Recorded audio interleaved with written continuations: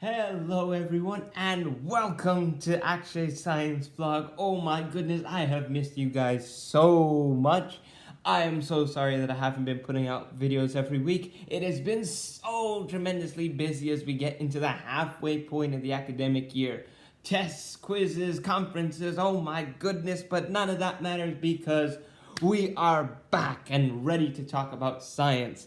And oh my goodness, guys, as some of you might have known from the Facebook post, oh my gosh, I went to the Max Planck Florida Institute for Neuroscience, which is a huge research society that is based in the EU, in Europe, and they have one research facility outside of Europe, and that is right here in Florida, up in Jupiter. And they had a huge, amazing conference on Monday, Tuesday, and Wednesday, March 4th, 5th, and 6th. It was an amazing conference. They had some great speakers, and I am so excited to talk to you guys about it.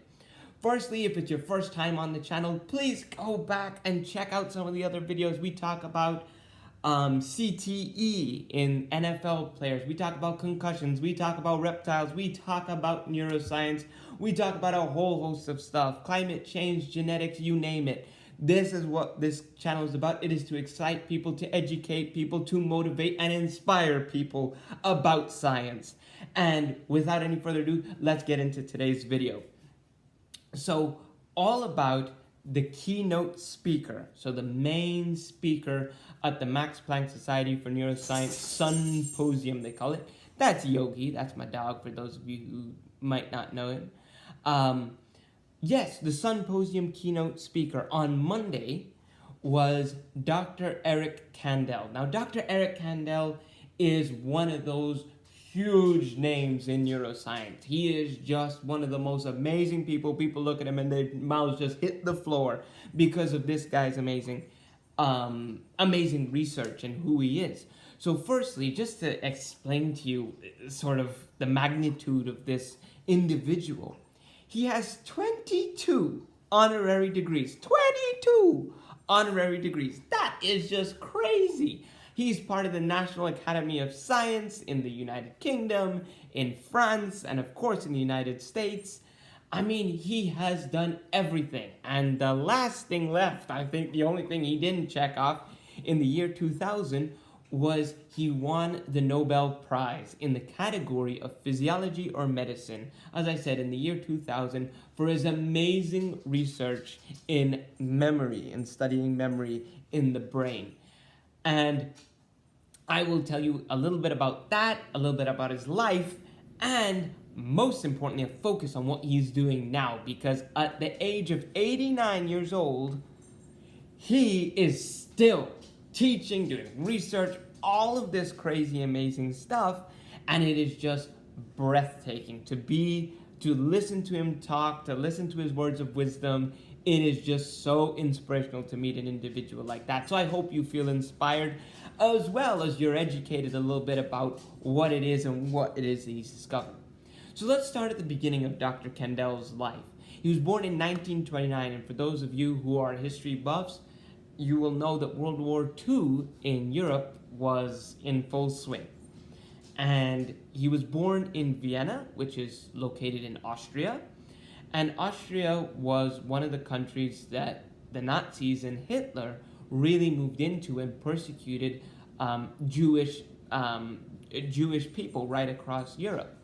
And Dr. Kandel's family fled from Austria. And as he was very small, growing up, he became very interested in this part of his history. He said a lot of stuff that happened in Vienna that made him curious. He says, you know, we lived in peace and harmony in Austria.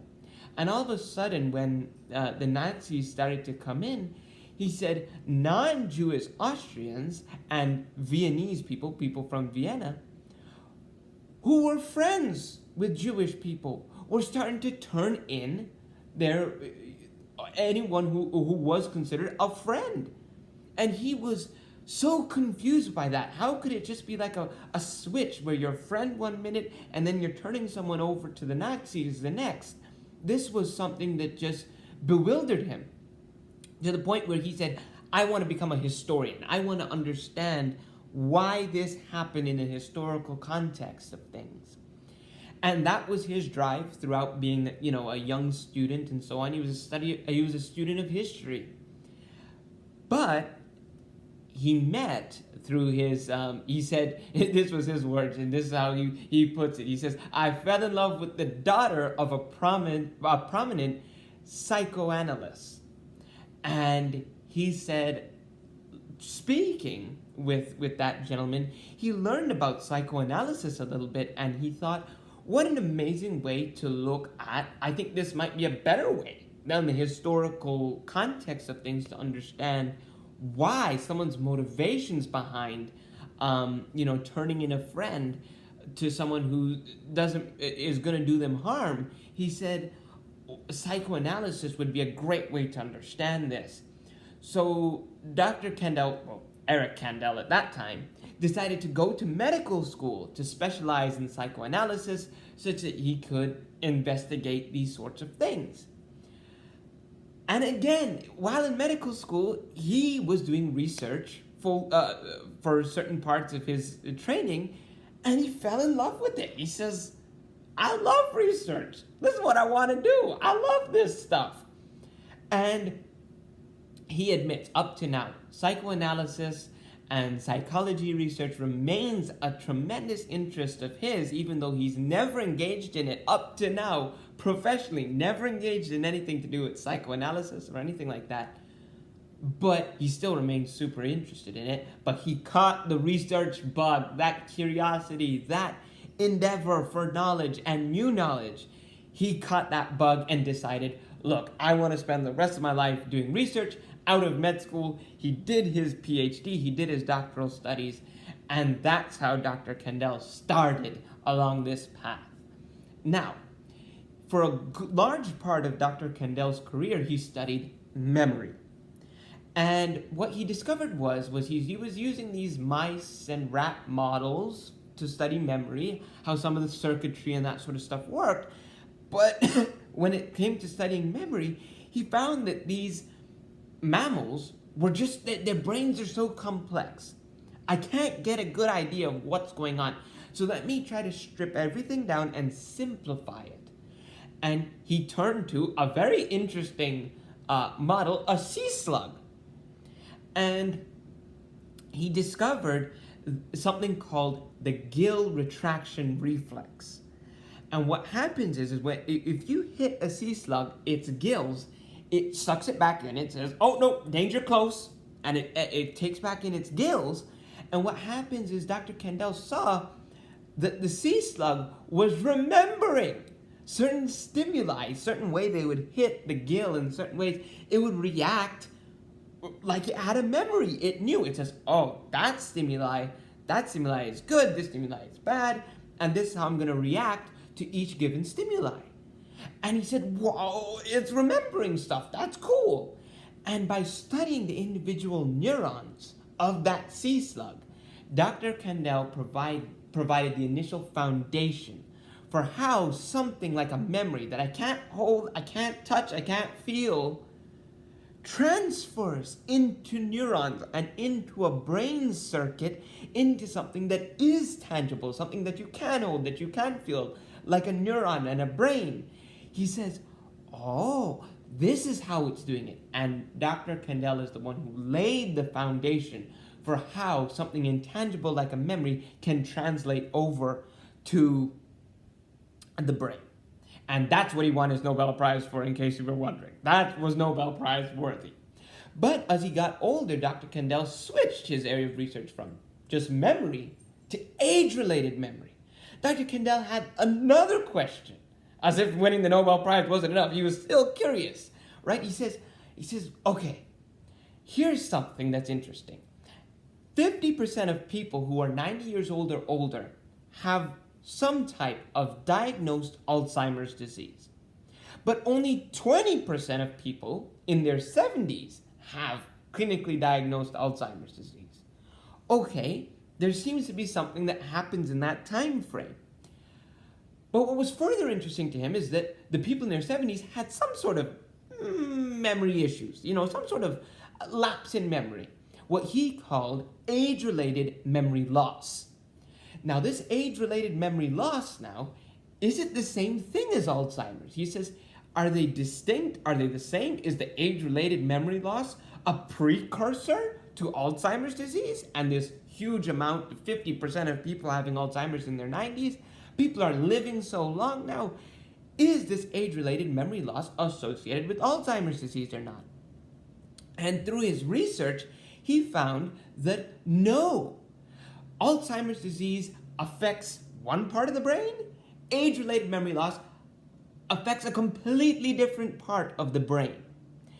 And what he also discovered is that there were steps that you could take to prevent and preventative measures that you could take in staving off age-related memory loss. Whereas people who are diagnosed with Alzheimer's, these particular things are not so effective in affecting Alzheimer's disease and memory loss associated with Alzheimer's disease. So he found these amazing, not only did he find that these were two distinct things on a level of neuroscience, but he found that age-related memory loss that can happen to people as early as their 40s, so young people this can happen to, people in their 40s, age-related memory loss can start occurring. But here's the great news. You can take measures in your everyday life to prevent that, to help prevent that and help to stave that off. So what are these things? There are 5 things that you can do. Number 1, walk. Walking generates a special hormone in your bones that affects the part of your brain that is associated with age-related memory loss. And by working those bones, you're able to affect that part of your brain. Dr. Kandel is 89 and walks 2.5 miles a day. What's your excuse? Okay? Number 2, eat a diet that's low in animal fat. Okay, eat a diet that is low in animal fat. This is very, very important to Dr. Kandel. Number 3, pay close attention and monitor and regulate high blood pressure and diabetes. He said these 2 things are strongly correlated with deficiencies in age-related memory loss. So please, if you have high blood pressure or diabetes, please monitor those things very closely and make sure you're doing the things that you and your doctor decide are best for you in affecting those 2 conditions. Number 4 is to engage socially. That doesn't mean make 1,001 friends and, do all this stuff on Facebook and this, that, the other thing. No. Engage socially. Meet new people. Because then you're really engaged with them. You're learning something brand new about someone you've never met before. And that is very important for that part of the brain, according to Dr. Kandel. And the last thing that you can do, number 5, is learn new cognitive tasks. Learn new cognitive skills. This means learn a skill that you've never ever learned before. This means, to break it down a little bit more for you, is that if you're learning how to use a computer, how to turn it on, get on the internet, search YouTube, and all of this stuff, that's great. That's a new cognitive task if you don't know how to use that before. If you're still using a flip phone, switch to a smartphone, okay? Embrace the touchscreen. That's a new cognitive task. But what isn't learning it is when people have a list. Press this button to turn on. Hit this icon to open internet. That isn't learning it. That's just following a recipe, okay? Learn it, learn it, learn it, learn it, okay? Be excited to learn something new, and that is what is learning a new cognitive task. So, I see that I'm getting tight on my video time. Oh my gosh, 14 minutes has just flown by. So, here's what I'm going to do.